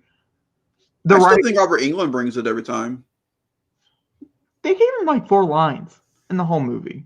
So like he didn't really have a lot to bring. For me, honestly, him and Jason are both more on like the physical aspect of their acting over the talking, because Jason doesn't talk. And so I think Robert Englund does really good, like doing like the creepy motions and all that. It's the truth. Jason doesn't speak. Monologue. Like he just had a monologue about how he's feeling that day. That would be really funny. Could you imagine that? Jason just stabs the machete in the ground, sits down, takes the mask off, and goes, "Man, I'm so sick and tired of coming in and out of that water. I just want a minute here. Can we all just sit down for a minute? Sit down, please. I'm just so sad. I'm so tired of killing everybody. My mother wants it to happen. I get it. But, you guys aren't doing anything wrong at this point. You're adults. You're making decisions. But I gotta kill you. It's just a thing." He stands up and just whacks all their heads off and goes, "I did it for you, Mom. Can I go to bed now?" He's just so sad. He's just like, "I'm over my life." SNL, I just gave you a skit. or it's, or he tries to kill himself, but he can't die, and so he's just sitting there crying because he's just trying so hard and nothing's working. And then his mom shows up and it says, "Stop being a bad boy and go murder those campers." But Mom, oh my god. Like, "Wait a minute, I know what I can do. I can drown." He runs towards the water. And then he stops. His brother's spirit grabs him by the ear and goes, "No, no, no, that will kill you. Back to the killing." This is the English. You go with Jason next. Okay. Either way. So. That was funny. I had a fun time. Jason with his feelings. Honestly, truly though, like he kind of needs to do it. He needs to let out that scene. I had a fun time. It was great, but I don't know. Also, I went into it thinking it's gonna be like every other time I've seen a movie in the movie theater where I don't remember anything. Like Monster Inc. When we saw it, I didn't remember how it ended. And so I'm watching it, like I remember how we get there, but I don't actually remember what it is. And River's like, "Oh my," and I'm like, "Oh my," because there was a genuine shock between both of us. When the reveal happens and Mike and him get pushed into the and then meet Mr. Snowcone guy. Snow codes. But the movie's so much longer than he is. We really only has like one scene, which was just so shocking. Which is why his scene stands out the most. I know, because it's so talked about so often that you just think he's in the movie more often than he is. But yeah, I don't know. I liked it, but I was re-saying lines. Like, I was talking with them. That's how much I remember the movie when I thought I wasn't going to remember a single thing. So now I'm asking you the big question, Jacob. How was Scream in the theater? So then I went and saw Scream yesterday evening. And I was smiling harder than I have in a very long time. Was it nice to see it in theaters? So here's a fun fact. I'm sitting there, all right, and they had sold out of all their popcorn, all of their, like, it was a huge day for them at the movies. Whatever they're showing, really popping off. Tenet, going strong. Going strong. Tenet's no longer there, and everybody's like, let's go. No one's not holding us back. Give us my 80s movie, damn it. Like, I mean, Alita has been in XD for, like, the past, 5 days. Alita's doing very well. Oh, I know. I'm so happy for her, too. So am I. By the way, we never got to talk about it because the podcast happened after the fact. I love Alita Battle Angel. It's a great movie. Well, it's great up to a certain point. The ending, really. Once the ending happens and they set up a forgetful ending precursor because nothing ever happened with it. Before that, though, great movie. And, like, I would have went and saw it again, but I saw it 3 times in theaters when it came out. That I'm just like, I did my thing. It's okay. You got your money. It's still pretty fresh. I tried to support you. I did my best. I did my hardest. I took friends. I was like, you should go see this. And so we did. And then they didn't like it. And I was like, I tried. I pushed. It's pretty. Yeah, it's good. It's good. Either way. And so they didn't have any candy. They didn't have anything. Like, I mean, it was all sold out. Like, I mean, they popped. Like, good for them. They're making their money. Hopefully. Fingers crossed. They need the money. Movie theaters need the money. Either way. And so I kind of went like a snack, like a fun little snack or whatever to go see it. I didn't get that. I didn't get anything. And I sat down and the trailers were all great. I saw Freaky for the first time in theaters. The trailers were it. Phenomenal. It was so good. Again. It was great, but I've seen it like 12 times now in theaters, so it's like it's not as shocking as the first time. And then what was the other one? Oh, there's a new one that comes out this weekend. It's like a home ranch film with Diane Lane and somebody else. Oh yeah, it's Diane Lane and Kevin Costner. Yeah, that looks so good. It looked so good. And then what is the Death on the Nile? I've seen the trailer before when I went and saw something else, but this time it gave me cold chills. Because you were in the theater. I don't know. Like, no, I've already seen it in the theater. But this is like my 3rd time seeing the trailer in the theater. And it was still like, oh my God. Free Guy also looks phenomenal in theaters, by the way, if anybody was curious. Sure, Free Guy looks great. The whole movie. But I've seen the movie. That's okay. I'm still going. So, like, it's fine. Because it's going to be a fun-ass time. And that's the moral. But yeah, so the trailers were great. And we're sitting there. And I look at, and the movie starts. And I look at Mom. I'm like, oh my God, I've not seen Drew Barrymore die since I was like 15. I skip it every time. And then I watched Drew Barrymore die in the first time in like 9 years. Oh, and how'd that go for you? It was not as graphic as I remembered. And so I feel like I don't have to skip it now. What? Nothing. No, what? Nothing. Your mouth literally just dropped open. My theater's playing V for Vendetta. Oh, yeah, mine is too. Yeah, it's its anniversary. That's the reason why. Anyway, go on. You enjoyed watching Drew Barrymore get killed? I didn't enjoy it, but like, it was a pretty fun time, okay? Truth be told. And it was you guys quoting the movie? There's a few lines, such as, my mom and dad are going to be so mad. I think you cut me too deep. Get up. No, I can't move. Oh, my God. Matthew Lillard, it's so good in that movie. Also, okay, we're spoiling Scream for anybody who's curious here. Without spoiling Scream. It's as old as we are. It's older. Well, it's as old as I am. No, it's older. It's as old as I am. 1 year younger than you. Yeah. So you're older. So good for you. But basically, I watched it this time, and I'm like, I really paid attention to the facial expressions and stuff on like the murderers' Yeah. faces.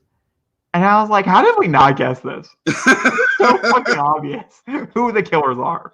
Even with they killed the principal because they don't want you knowing. They want you to think it's somebody else, who's at the party or whatever. And then they do the one death after the sex scene. And you're like, oh, it can't be him. But it is obviously him, even though the reveal is still great and it's so phenomenal. It leads into one of the best third acts ever written, and it's phenomenal for a horror film.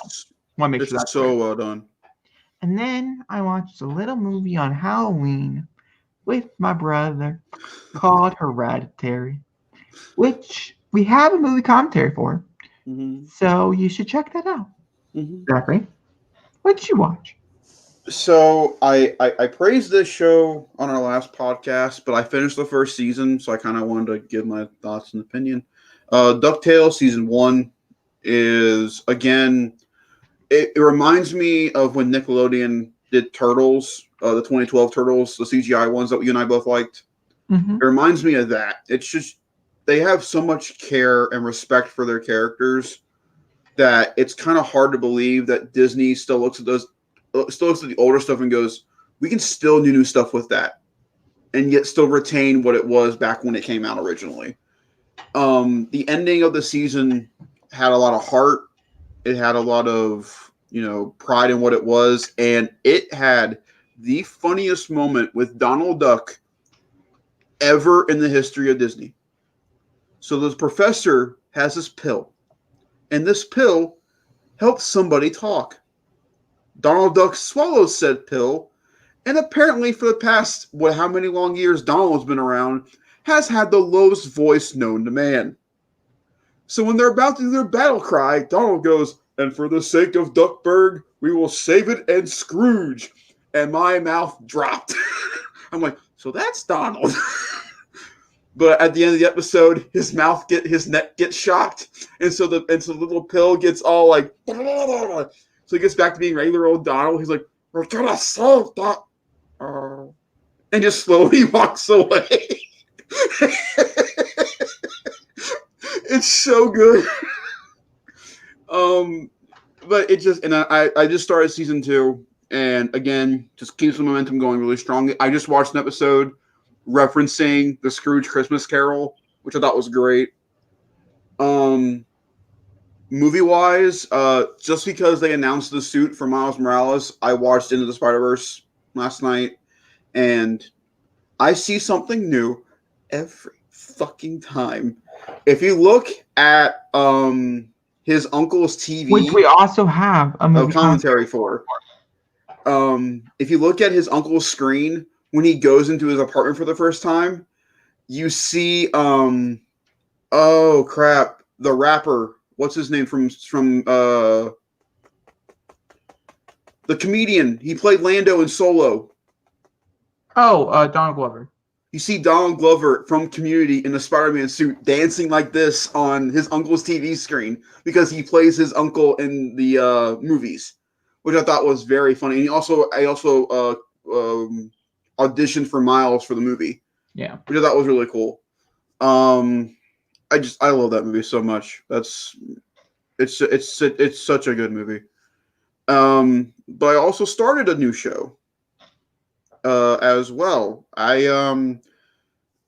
I found it through YouTube, and I am watching the remake of Thundercats. I am just going through and doing a bunch of cartoons that I watched as a kid, but I haven't really picked up on. And so I watched the first episode of Thundercats.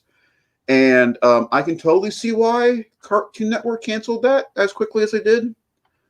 It's not good. The animation is incredible, like a very fluid animation. But you think Pedro Pascal was static in Mandalorian, Jacob? Hearing Lionel go, thunder, thunder, Thundercats, oh, made my heart, soul, and not feel well. Yeah, it's because you hold something up to such a high level. I'd agree. It doesn't. And then let's see what else. Trying to think. You brought it up already. I watched Hereditary. I'm proud of myself. I made it past my little guilt trip there of not watching horror films, and it makes me appreciate them all the more now. Stop it. Just a bit. I'm ignoring him now.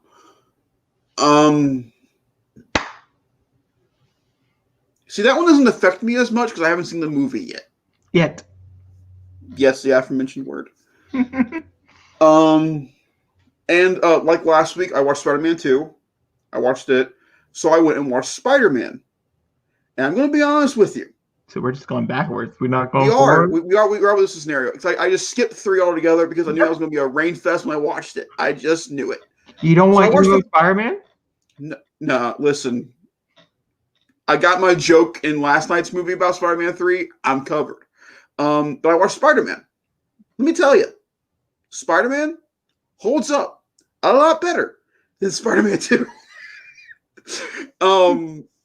Yeah, but aren't they in high school in that one? Huh? Aren't they in high school in that one? Yeah. It's Peter, it's Tobey Maguire being in high school. Not that part. It's after he gets his powers and he's in the city. And okay, I don't really remember liking the part. The first 30 minutes of that film, how I believe as a kid, like, look at that guy in high school, boggles my mind. All of them. People who look like that in high school, but it's rare. It's rare, man. It isn't a lot. But it's right after he makes his final suit and he starts going around the city, and we really get our first reel in with Norman. God, that movie is good. Sam Raimi, man. He directs horror-esque aspects in this movie so well. The fire scene, that is so well done. And then, but the best shot of Spider-Man is when Peter is on the wall above him, and he's got the cut still from the blade, and the blood just slowly drips behind Norman. And I'm like, the tension here is embrittling. It's also so dark. I remember seeing that movie in theaters. And the final scene was so brutal. I was just like... It's not a happy ending at all. I think people forget that Spider-Man 2 has the happy ending. Spider-Man 1 doesn't. Spider-Man 1 ends with Green Goblin dying and ends with a funeral and him pushing away MJ. It's not a happy ending, but it's so good. In the first 10 minutes of the second one? No, so the end of the second one, she leaves J. Jonah Jameson's son, runs to his apartment, tells him that I don't care who you are or what you are, I love you and I want to be with you. And then we get the great shot at the end of Spider-Man 2 when she rests her head on the door and goes, "This is my life now." I see him go away every time, not knowing when he's going to come back. And that relates into Spider-Man 3, how she feels about him being too popular or whatever. It's great how they leave it, but how they bring it up in 3, that's the problem. It's questionable a bit. Questionable is a strong word there, Jake.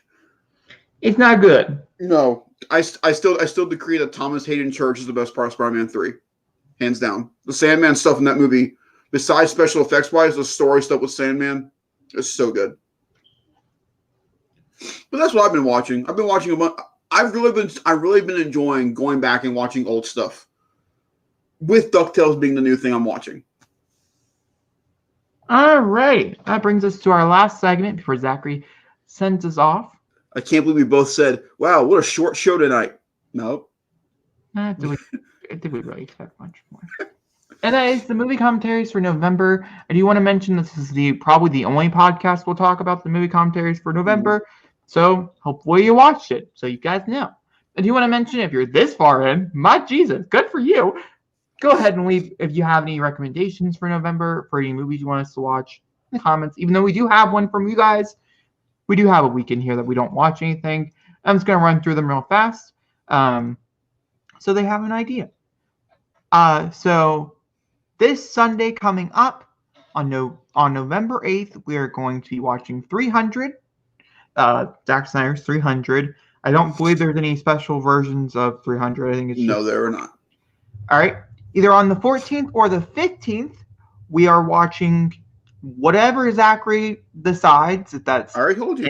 If it's Tangled, which is what he mentioned, or if he decides in that moment, no, I want to watch Knives Out, that we're going to watch Knives Out. No, it's Tangled. No, Tangled, it's confirmed. Tangled, it's a debate. It's a debacle. And then on the 29th or the 28th, probably the 29th, let's get real here, we are going to be watching our final movie in November, which is called Festive Seasons? Festive Season. Something like that. It's something around like that. Honestly, of the 3, I'm most excited to watch that one. Well, yeah, it's new. It's truly new. Like, truly true. I mean, you could choose a new movie for you, too. There's plenty of new movies coming out. You can be like, I really want to watch this. And I'm like, I could choose The Witches and make you finally watch the damn movie. I'm going to watch The Witches. I could watch it while you're here. We could! Either way, do the movie commentaries for November. And we are already discussing movie commentaries for December. So send in your submissions now. Mm-hmm. All right. That brings us to the end of our podcast. Zachary, say our outro. As always, make sure to like, rate, subscribe, comment on all platforms, not including social media, podcasts, and YouTube. We will see you guys relatively soon within the next coming week to watch 300 and our regularly scheduled podcast for every week. And we will catch you guys later. Hey, Ray, cue the music.